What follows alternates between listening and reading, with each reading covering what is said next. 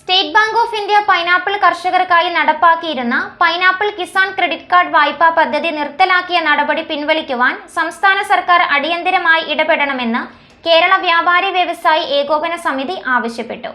ഇത് സംബന്ധിച്ചുള്ള നിവേദനം സംസ്ഥാന പ്രസിഡന്റ് രാജു അപ്സര മുഖ്യമന്ത്രിക്ക് കൈമാറി.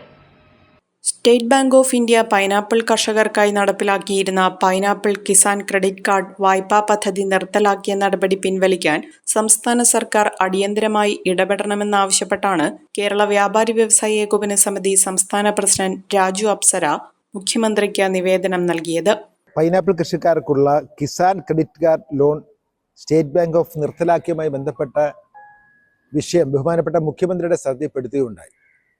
നമുക്കറിയാം, ഈ സംസ്ഥാനത്ത് ഏതാണ്ട് 10,000-കണക്കിന് പൈനാപ്പിൾ കർഷകരും 50,000-ത്തിലധികം തൊഴിലാളികളും തൊഴിലെടുക്കുന്ന ഒരു മേഖലയാണ് ഈ മേഖല.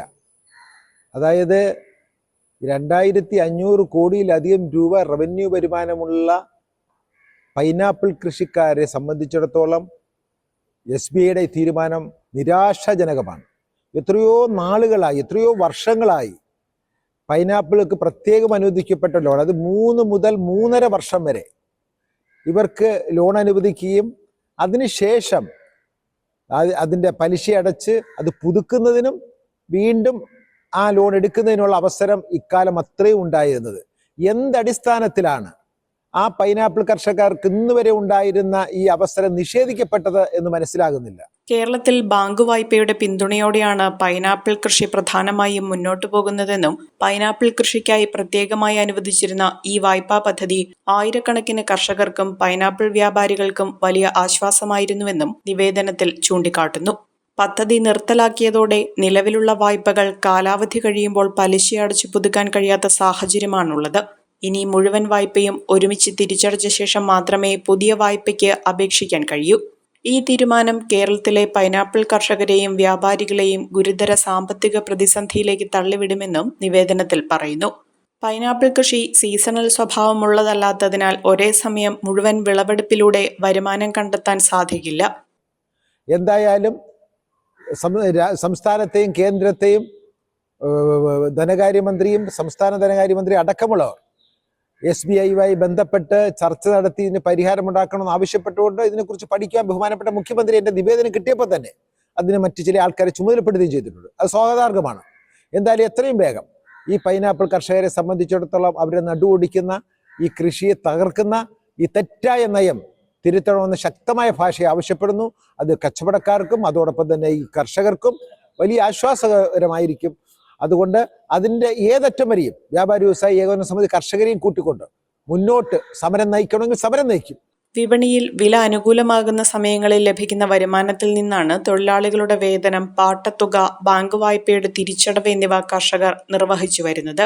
അതിനാൽ വായ്പയുടെ പുതുക്കൽ സംവിധാനം ഒഴിവാക്കി മുഴുവൻ തുകയും ഒരുമിച്ച് തിരിച്ചടയ്ക്കണമെന്ന വ്യവസ്ഥ പ്രായോഗികമല്ലെന്നും നിവേദനത്തിൽ വ്യക്തമാക്കുന്നു. കോട്ടയം, ഇടുക്കി, എറണാകുളം, പത്തനംതിട്ട ജില്ലകളിലായി ആയിരക്കണക്കിന് ഏക്കറുകളിൽ പൈനാപ്പിൾ കൃഷി നടത്തുന്ന കർഷകരിൽ ഭൂരിഭാഗവും പൈനാപ്പിൾ വ്യാപാരികളാണ്. പലരും 50 ലക്ഷം മുതൽ 1 കോടി രൂപ വരെയുള്ള ബാങ്ക് വായ്പകളെ ആശ്രയിച്ചാണ് കൃഷി നടത്തുന്നത്. ഇത്രയും വലിയ തുക ഒരുമിച്ച് തിരിച്ചടയ്ക്കേണ്ട സാഹചര്യം അവരുടെ നിലനിൽപ്പിനെ തന്നെ ബാധിക്കുമെന്നും നിവേദനത്തിൽ ചൂണ്ടിക്കാട്ടുന്നു. പുതിയ തീരുമാനപ്രകാരം വായ്പ പൂർണ്ണമായും തിരിച്ചടയ്ക്കാൻ കഴിയാത്തവർക്ക് ക്രെഡിറ്റ് സ്കോർ കുറയ്ക്കുകയും ഭാവിയിൽ ബാങ്ക് വായ്പ ലഭിക്കാതിരിക്കുകയും ചെയ്യുമെന്ന ആശങ്കയും നിവേദനത്തിൽ പങ്കുവയ്ക്കുന്നുണ്ട്. വാഴക്കുളവും സമീപ പ്രദേശങ്ങളും ഉൾപ്പെടെ പൈനാപ്പിൾ കർഷകരും വ്യാപാരികളും SBI ഉൾപ്പെടെയുള്ള വിവിധ ബാങ്കുകളിൽ നിന്നായി ഏകദേശം 1,000 കോടി രൂപയുടെ വായ്പയെടുത്താണ് കൃഷിയും വ്യാപാരവും മുന്നോട്ട് കൊണ്ടുപോകുന്നത്. വായ്പ പുതുക്കി നൽകുന്ന സംവിധാനം നിർത്തലാക്കിയതോടെ നിരവധി കർഷകരും വ്യാപാരികളും കടുത്ത സാമ്പത്തിക പ്രതിസന്ധിയിലാകുമെന്നും ഇത് ഗുരുതര സാമൂഹിക പ്രത്യാഘാതങ്ങൾക്ക് വഴിവെക്കുമെന്നും നിവേദനത്തിൽ മുന്നറിയിപ്പ് നൽകുന്നു. SBIയുടെ ഉന്നത അധികാരികളുമായും കേന്ദ്ര ധനമന്ത്രാലയവുമായും സംസ്ഥാന സർക്കാർ അടിയന്തര ചർച്ച നടത്തി പൈനാപ്പിൾ കിസാൻ ക്രെഡിറ്റ് കാർഡ് വായ്പാ പദ്ധതി പുനഃസ്ഥാപിക്കാനും നിലവിലെ വായ്പകൾ പഴയതുപോലെ പുതുക്കി നൽകുന്നതിനുള്ള നടപടികൾ സ്വീകരിക്കണമെന്നും രാജു അപ്സര നിവേദനത്തിലൂടെ ആവശ്യപ്പെട്ടു.